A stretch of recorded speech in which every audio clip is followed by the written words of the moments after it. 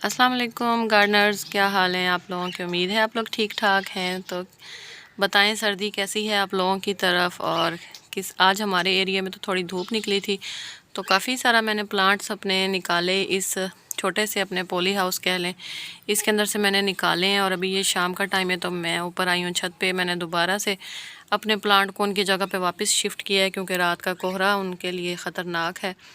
तो थोड़ा सा काम आज बढ़ गया था, मैंने सोचा कि आप लोगों के साथ भी शेयर करूं। अच्छा, मैंने आप लोगों के साथ थोड़ी अपनी गार्डनिंग का ये भी शेयर करना था कि देखें सर्दियां होने के बावजूद प्लांट अच्छे से चल रहे हैं।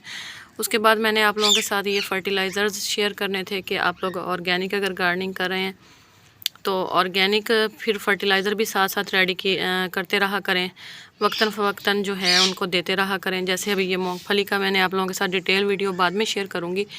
ख़ास तौर पर आप लोग ना इस सीज़न में मूंगफली के छिलके जितने भी इकट्ठे कर सकते हैं आप लोग वो इकट्ठे कर लें। उसके फर्टिलाइज़र जो हैं वो हम रेडी करते रहते हैं, बहुत ज़बरदस्त होता है उसके लिए। हमारे प्लांट्स की ग्रोथ के लिए, हमारे प्लांट्स की पत्तों की जो ग्रोथ है उसके लिए बहुत ज़्यादा ज़बरदस्त है। नाइट्रोजन जो है वो रिच है इस फर्टिलाइज़र में। तो मैंने इसको भिगो के रखा है, जब मैं इसका फर्टिलाइज़र यूज़ करूँगी तो फिर मैं आप लोगों के साथ इसकी डिटेल शेयर करूँगी। इसी तरह यहाँ पे देखें मेरे पास बनाना पील जो है ये आज सुबह ही मैंने रेडी किए हैं, क्योंकि मेरा ये वाला जो है ना जो इस बॉटल में है ये तकरीबन 2-3 दिन हो गए हैं। यहाँ देखें आपको क्रिसैंथेमम के फ्लावर्स भी नज़र आ रहे होंगे, तो वो भी इसी के अंदर हैं। तो ये जब ख़त्म हो जाएगा तो उतनी देर तक यहाँ पे रेडी ये हो जाएगा। आज धूप निकली थी तो अभी मैंने शाम के टाइम पे अपने तमाम प्लांट्स को, जितने भी प्लांट्स हैं उन सबको मैंने कीनू और लीमू के छिलके जो है वो भिगो के रखे हुए थे, तो वो मैंने अपने प्लांट्स को सारे पानी में डाइल्यूट करके वो दिए हैं। और देखें आपको नज़र आ रहे होंगे काफ़ी प्लांट गीले, सिर्फ उन प्लांट्स को नहीं दिए जो मेरे प्लांट जो हैं वो पहले से ही गीले हैं। जिन जिन की मिट्टी खुश्क थी उन सब में मैंने यही अपने जो हैं वो डाल दिए हैं।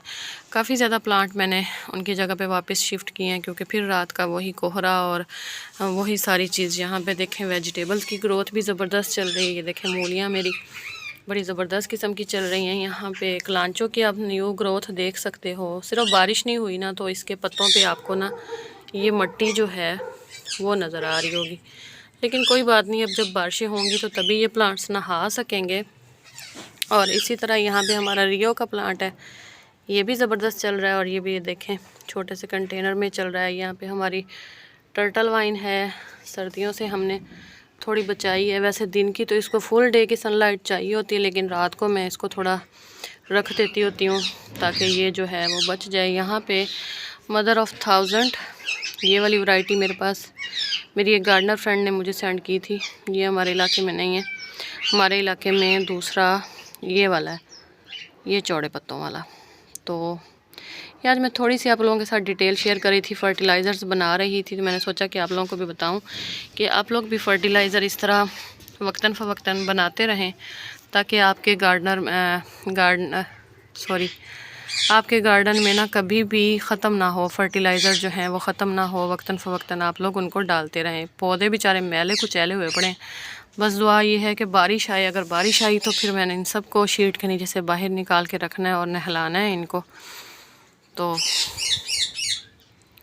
ये देखें जी, यहाँ पे ये मेरा पेंसिल कैक्टस है और इसकी मैंने बहुत ज़्यादा बॉटल्स भी बनाई हैं। और ये मदर प्लांट है, ये वाला जो आप लोग बॉटल्स देखते रहते हो ना, उनका ये मदर प्लांट है।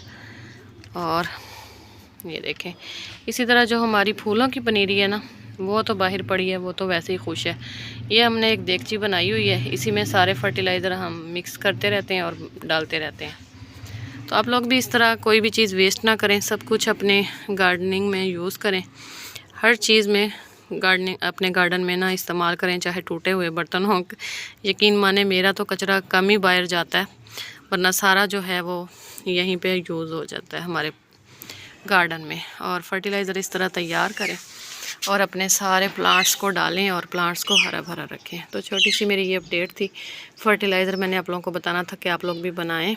और यहाँ पे ये देखें पैम्पर का जो वेस्ट बड़ा पैकेट होता है ना, इसको मैंने ग्रो बैग के तौर पे बनाया है। वीडियो इसकी मैंने बना ली है ऑलरेडी, कि आप लोगों के साथ ज़रूर शेयर करूँगी कि इसके साथ इसको मैंने कैसे एक DIY ग्रो बैग जो है वो रेडी किया है। तो छोटी सी मेरी वीडियो बताइएगा आप लोगों को कैसी लगी। नेक्स्ट वीडियो में मिलूँगी। अल्लाह हाफिज़।